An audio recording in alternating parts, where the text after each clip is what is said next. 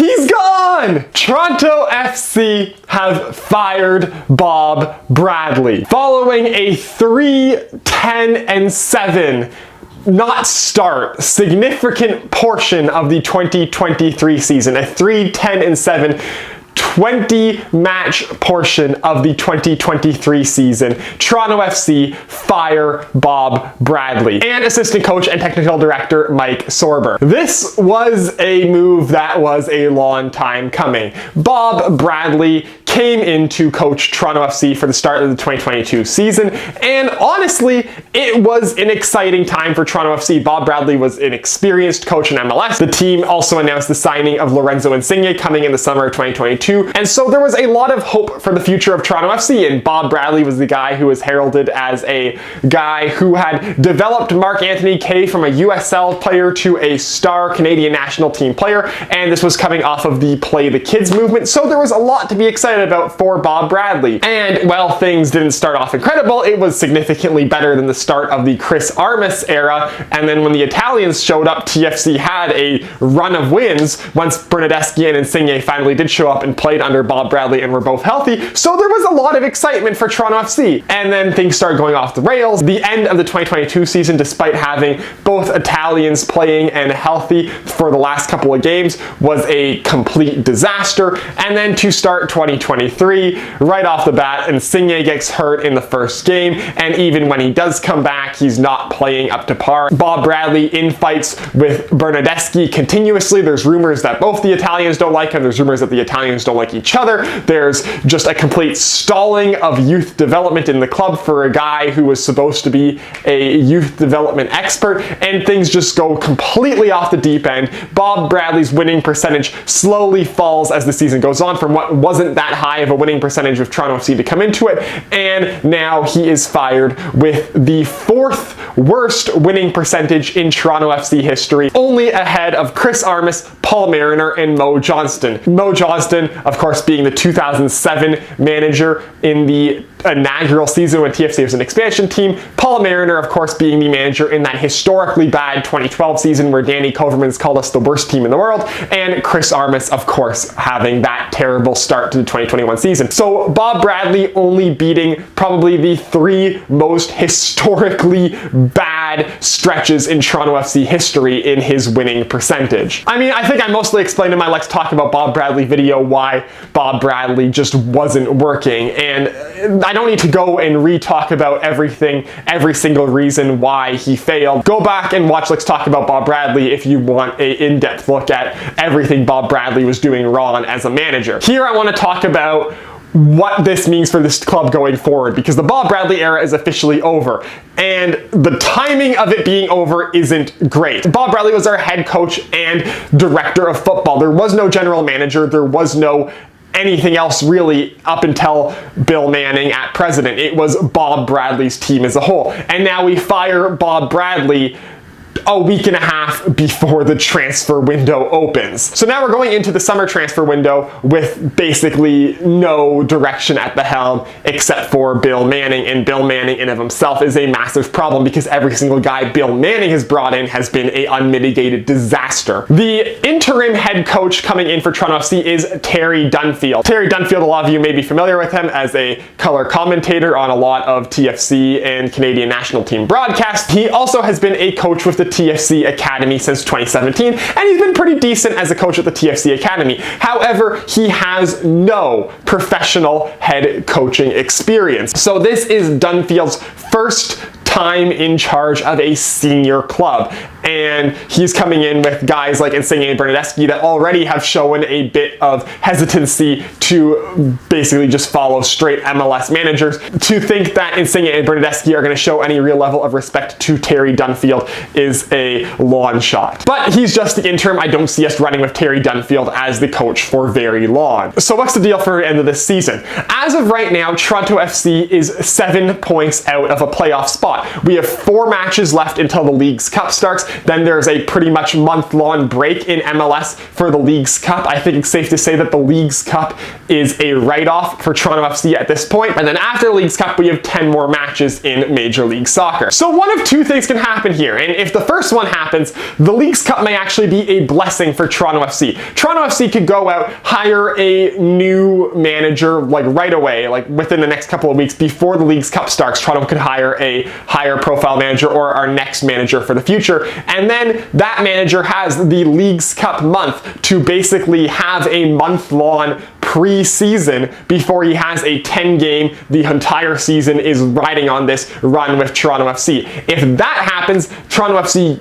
you need your new manager in ASAP so that he can go and do whatever he can do with limited lead up to the transfer window, in which case then you can actually try to add some pieces for this new manager's play style and go into the last 10 games of the MLS season. You're only 7 points out of a playoff spot. In MLS, that's not a huge amount to make up in 10 games. If you go on a run and win like 6 or 7 out of 10, which this team has done before under Greg Vanney, you can easily make the playoffs. And once you make the playoffs, if you're in form, if you make it as a 7th, 8th, 9th seed, anything's possible to go on and compete for an MLS Cup, especially if any new manager can come in and get a Bernardeschi and Insigne running and add in a couple new guys and just basically get the team flowing. That is all very possible. However, it's a long shot. The other thing you can do is just say this season as a whole is a write-off, which is a tough pill to swallow because 2021 and 2022 were both basically write-offs for Toronto FC. We haven't been competitive since 2020, which was 3 years ago at this point.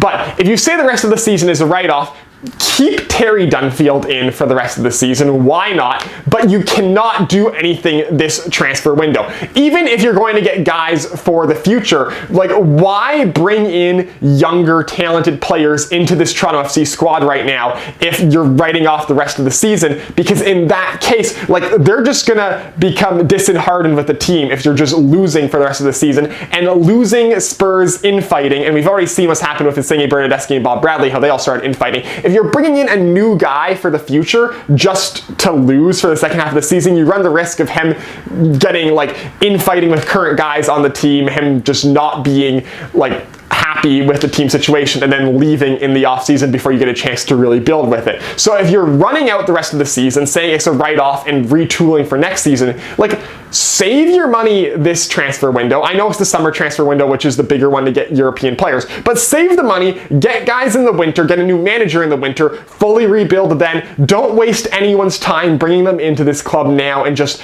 opening up potential for there to be infighting. That's just a stupid decision to do. So in both situations, if we're throwing away the rest of the season, writing off the rest of the season and going for it in 2024, or if we're bringing in a quality manager to try and squeeze into a playoff spot in the last 10 games after the Leagues Cup, what type of manager does Toronto FC need? Well, the only manager in Toronto FC's entire tenure of 10 permanent and 12 total managers that has had any success is Greg Vanney. Greg Vanney was not an experienced manager before he came to Toronto. He was an assistant coach with Chivas USA before he came to coach Toronto FC. We tried the kind of inexperienced manager route again though with Chris Armas and then Javier Perez to a lesser extent, and neither of them really fully worked. I mean, Perez was better than Armas, but even Javier Perez wasn't great. And then we went and we tried the experienced, like high profile Major League Soccer manager in Bob Bradley. It also didn't work. And now we're building up a team like where we want European stars on this team. We want Insigne, Bernardeschi, guys who have had a lot of a success in Europe on this team. So I'd say if you're spending all this money, if you're spending over $6 million on each of Insigne and Bernardeschi,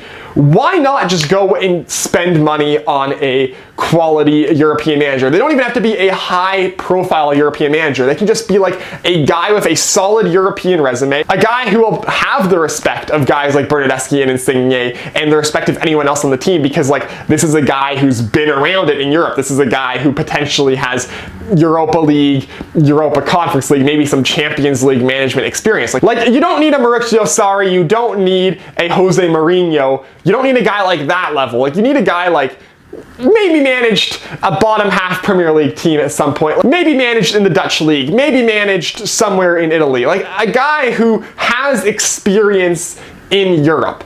why not? Like, you're spending all this money on your designated players. Why not go out and spend some money on a manager? Like, even if he's not a top-end European manager, just get a guy who's experienced in Europe, because the MLS route for the last couple of managers Toronto FC has very clearly not worked. Like, you can say, oh, MLS is a different league. We've been going out and getting MLS managers, guys who have experience in MLS, and it's not working. And we want to build a team that's based around European superstars. If you want to do that, go and get a European manager. Like, why not? Give it a shot. It's the only thing left we haven't tried since Greg Vanney left. So go do that. Like, get a quality manager. You cannot bring in guys like Insigne and Bernardeschi and then expect them to fall in line with a inexperienced North American manager. It's not going to work. If you want to build a high-class team, for like a high-class team even for Europe standards, you need a high-class manager for Europe standards. And I think that's what Toronto FC, like, Toronto FC is a team that has aspirations